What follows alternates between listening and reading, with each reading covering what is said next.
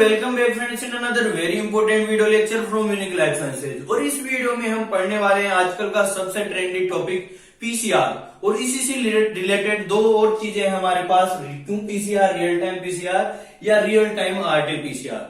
ये क्या टेक्निक होती है, या क्या सेम होती है या अलग अलग टेक्निक होती है, इन सब के बारे में हम 10 डिटेल से पढ़ने वाले हैं कि कैसे ये पीसीआर कंप्लीट होती है और किस प्रकार से कोविड-19 वायरस का टेस्ट किया जाता है, किस प्रकार से पॉजिटिव और नेगेटिव का पता लगाया जाता है। तो सबसे पहले तो आज हम जानते हैं कि पीसीआर क्या होती है। देखिए, पीसीआर के बारे में मैं पहले भी एक डिटेल वीडियो लेक्चर बना चुका हूं, जहां पर आपको पूरी कंप्लीट पीसीआर प्रोसेस समझ में आ जाएगी। यहां पर एक बार फिर से पीसीआर का ओवरव्यू देखते हैं कि पीसीआर एक्चुअली क्या होती है। तो पीसीआर का मतलब होता है पॉलीमरेज चेन रिएक्शन। क्या होता है? Polymerase chain reaction.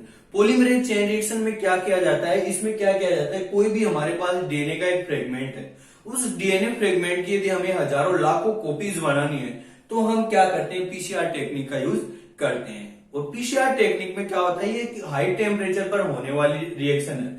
High temperature पर कैसे होती है रिएक्शन, यहाँ पर 3 साइकिल चलते हैं, 3 स्टेप में रिएक्शन होती है, डीनेचुरेशन, एनीलिंग और सिंथेसिस। डीनेचुरेशन में क्या किया जाता है, टेम्परेचर बहुत हाई किया जाता है। जैसे ही टेम्परेचर हाई किया जाता है तो double standard DNA single standard DNA में बदल जाता है और इस प्रोसेस को क्या बोलते हैं हम, डीनेचुरेशन। और ये जो टेम्परेचर होता है लगभग 95 डिग्री सेंटीग्रेड रखा जाता है।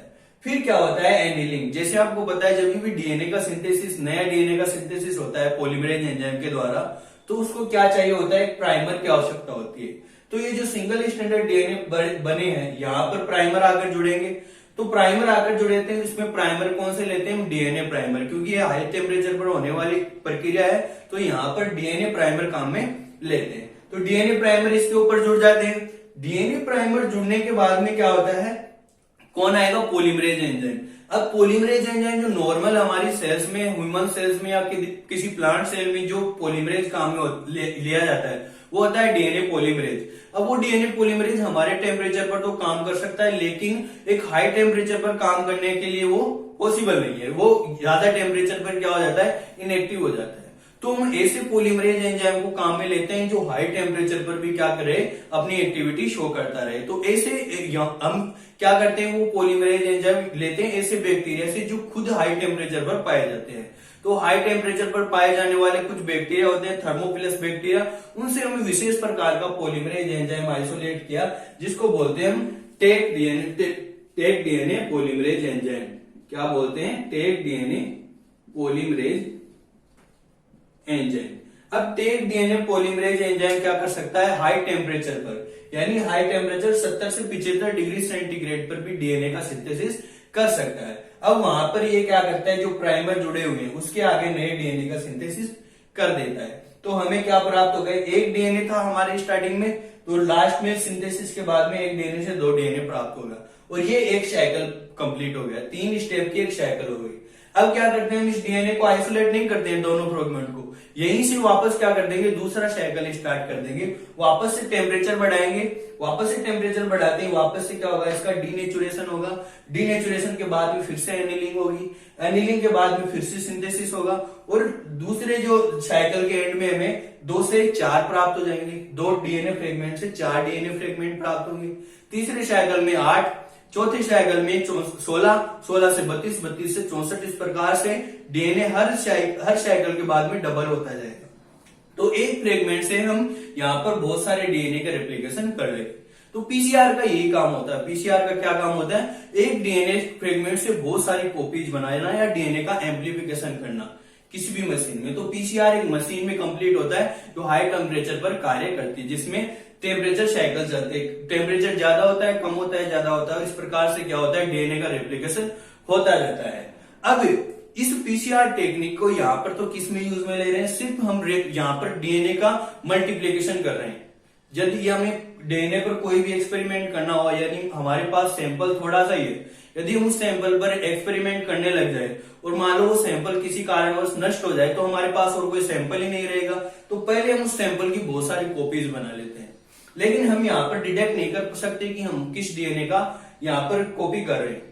तो अब ये तो कॉपी करने का ही काम हो रहा है, मल्टीप्लिकेशन या एम्प्लीफिकेशन करने का ही काम हो रहा है।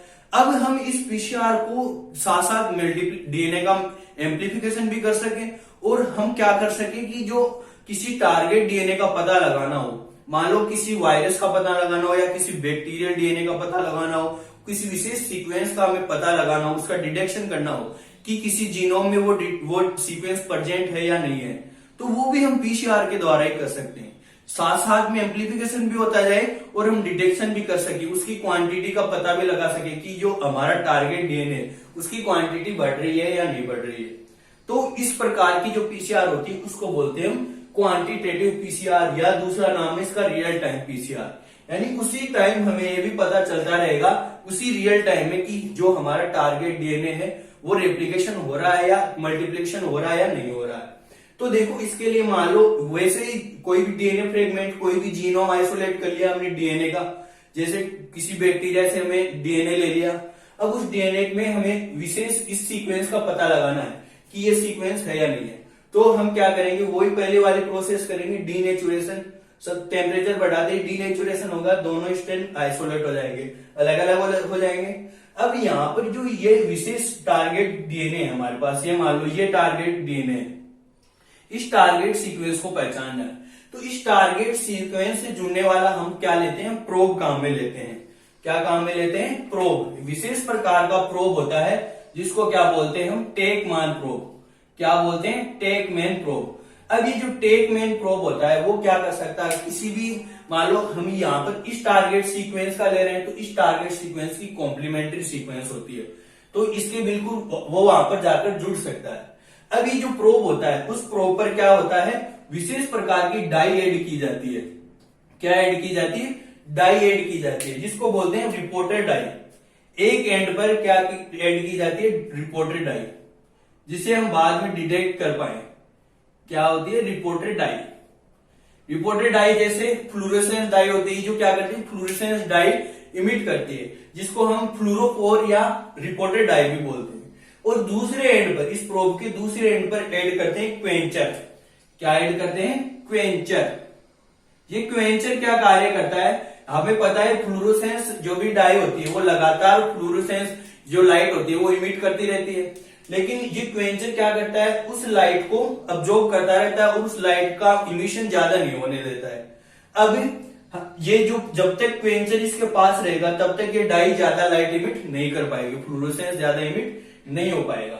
अब जैसे ही इसको इसका कॉम्प्लीमेंट्री सीक्वेंस दिखाई देता है वो अपने टारगेट डीएनए पर आकर जुड़ जाती है। अब जैसे इसका डिनेचुरेशन हुआ तो ये जो टेक मैन प्रोब था वो अपने टारगेट सीक्वेंस के कॉम्प्लीमेंट्री आकर जुड़ गया। अब यहाँ पर वैसी वही प्रक्रिया चल रही होगी, पीसीआर में चल रही थी जैसे। अब रेप्लिकेशन होगा सिंगल स्ट्रैंडेड डीएनए के बाद में, तो रेप्लिकेशन कर रहा है ये हमारे पास टेक डीएनए पॉलीमरेज। ये टेक डीएनए पॉलीमरेज है। अब ये डीएनए पॉलीमरेज क्या करता है, 5 प्राइम से 3 प्राइम दिशा में डीएनए का सिंथेसिस करेगा और सिंथेसिस करता करता यहां तक पहुंच जाएगा। और यहाँ पर इसको क्या जुड़ा हुआ मिलेगा, प्रोब, टेक मैन प्रोब, जिसका एक एंड पर डाई जुड़ी हुई है, दूसरे पर क्वेंचर जुड़ा हुआ है। अब ये क्या करता है, डीएनए पॉलीमरेज, जो टेक डीएनए पॉलीमरेज है, इसमें 5 प्राइम से 3 प्राइम डीएनए पॉलीमरेज करने की क्षमता तो पाई जाती है, डीएनए का सिंथेसिस करने की क्षमता तो पाई जाती है। इसमें एक एक्टिविटी और पाई जाती है जिसको बोलते हैं 5 प्राइम से 3 प्राइम एक्सोन्यूक्लियस एक्टिविटी। कौन सी एक्टिविटी पाई जाती है, एक्सोन्यूक्लियस एक्टिविटी। इस एक्टिविटी के द्वारा ये क्या कर सकता है, इस डीएनए फ्रेगमेंट यानी जो प्रोब जुड़ा हुआ है उस प्रोब को डिग्रेड कर सकता है। अब जैसे ये यहां पर आएगा तो इसको डिग्रेड कर देगा, कौन सी एक्टिविटी के द्वारा, 5 प्राइम से 3 प्राइम एक्सोन्यूक्लियस एक्टिविटी के द्वारा। अब जैसे ही डिग्रेड करेगा तो डीएनए के टुकड़े टुकड़े हो जाएंगे और क्वेंचर अलग हो जाएगा, और रिपोर्टेड डाई अलग हो जाएगी। अब एक बार इस स्ट्रैंड का रिप्लिकेशन हुआ तब तो एक डाई यानी एक डाई का एक मॉलिक्यूल फ्री हो गया। फ्री होते ही क्या करेगा, लाइट इमिट करने लगेगा। अब दोबारा से इसका रेप्लिकेशन होगा, जैसे जैसे इसका रेप्लिकेशन होता जाएगा वैसे वैसे अब वापस से फिर से ये डाई सामने आएगी, ये प्रोब जुड़ते जाएंगे और फिर से ये डाई फ्री होती जाएगी। जैसे जैसे डीएनए का रेप्लिकेशन होगा उतनी ही मात्रा में क्या होती जाएगी, डीएनए ये जो फ्लोरोफोर है वो मिक्सचर में फ्री होते जाएंगे।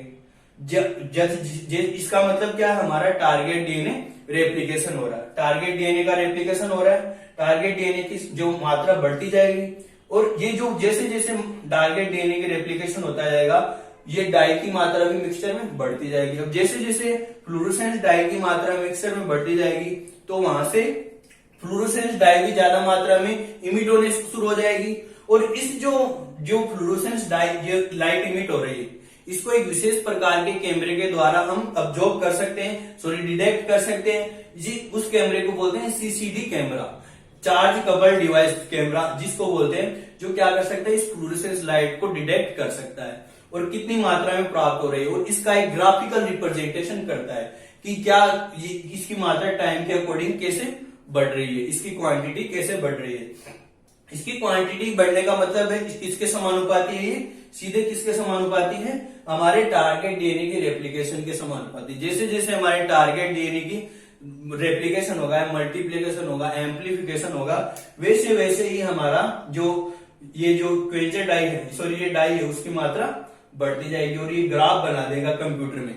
ये डायरेक्ट सीसीडी कैमरा कंप्यूटर से जुड़ा होता है, जो एक ग्राफ बना देता है। और इस ग्राफ का मतलब है हमारा टारगेट डीएनए क्या हो रहा है, रेप्लिकेट या एम्पलीफाइड हो रहा है। अब ये तो क्या हो रहा है, यहाँ पे हम डीएनए टारगेट डीएनए का पता लगा रहे। अब हमारे पास मान लो ऐसा वायरस है, जिस वायरस में क्या होता है, जेनेटिक मटेरियल डीएनए तो नहीं है, लेकिन जेनेटिक मटेरियल आरएनए है। तो उसका डिटेक्शन कैसे करेंगे, उसके टारगेट का कैसा पता लगाएंगे। मान ले अब ये यहाँ पर एग्जाम्पल लेते हैं कोविड-19 वायरस का।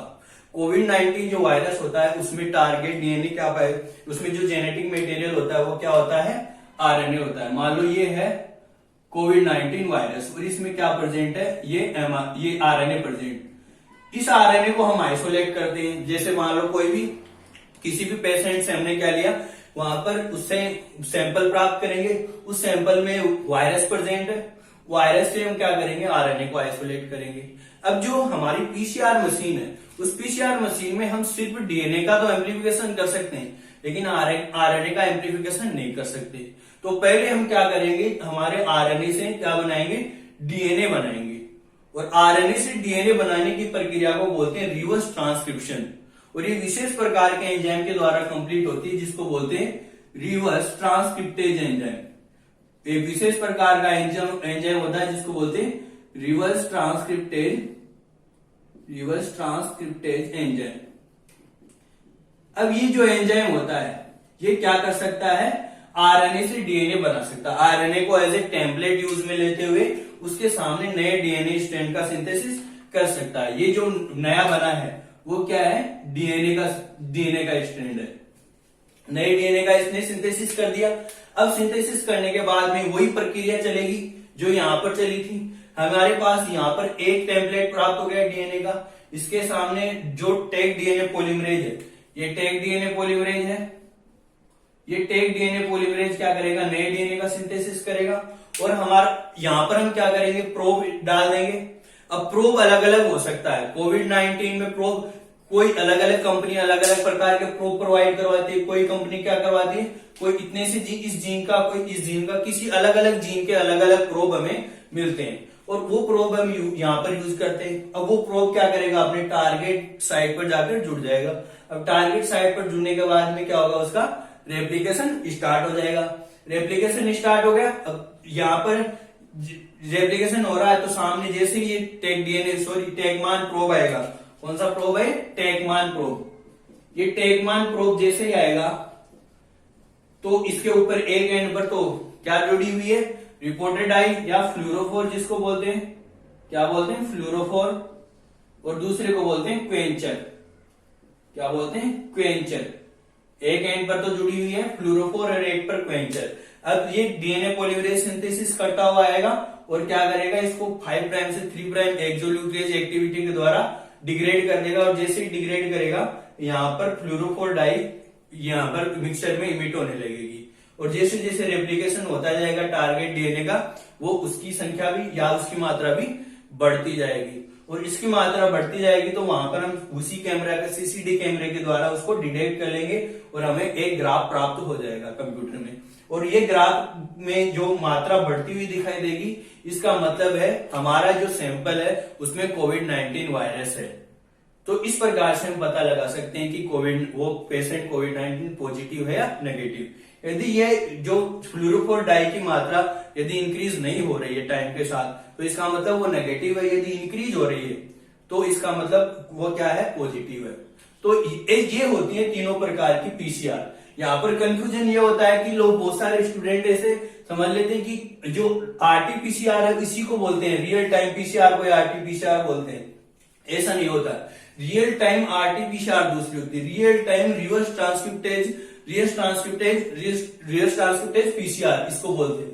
तो ये कंफ्यूजन मत रखा, रियल टाइम को रियल टाइम पीसीआर कंफ्यूजन था, इसीलिए हम इसका नाम दूसरा रखें क्वांटिटेटिव पीसीआर, जिससे कंफ्यूज ना हो कि रियल टाइम और आरटी के बीच में कंफ्यूजन न हो। इसलिए हम इसको रियल टाइम या क्वांटिटेटिव आरटीपीसीआर भी बोलते हैं और इसको क्यूपीसीआर बोलते हैं। जो क्या करता है, हम इसका एम्प्लीफिकेशन करते करते साथ साथ हम क्या कर लेते हैं, उसकी जो टारगेट डीएनए है उसको भी पहचान लेते हैं कि हमारा टारगेट डीएनए वहां पर प्रेजेंट है या नहीं है। तो आई होप ये वीडियो आपको समझ में आ गया होगा कि पीसीआर और क्यूपीसीआर और रियल टाइम आरटीपीसीआर क्या होती है। रियल टाइम में यदि हम टारगेट डीएनए का पता भी लगाते रहे और एम्प्लीफिकेशन भी करते रहे तो वो होती है रियल टाइम पीसीआर। और पीसीआर का मतलब होता है सिर्फ डीएनए का एम्प्लीफिकेशन करना। तो पीसीआर के बारे में यदि आप डिटेल्ड देखना चाहते हो उसका वीडियो लेक्चर आपको डिस्क्रिप्शन में मिल जाएगा। तो आई होप ये वीडियो लेक्चर आपको अच्छी तरह से समझ में आ गया होगा। यदि अभी भी कोई डाउट रह रहा तो आप कमेंट करके पूछ सकती है। यदि वीडियो अच्छा लगा तो वीडियो को लाइक कर दीजिए और चैनल को सब्सक्राइब कर लीजिए और अपने फ्रेंड्स के साथ ज्यादा से ज्यादा शेयर कीजिए। तो मिलते हैं इसी प्रकार के नेक्स्ट वीडियो लेक्चर में, तब तक के लिए टेक केयर, बाय, धन्यवाद, जय हिंद।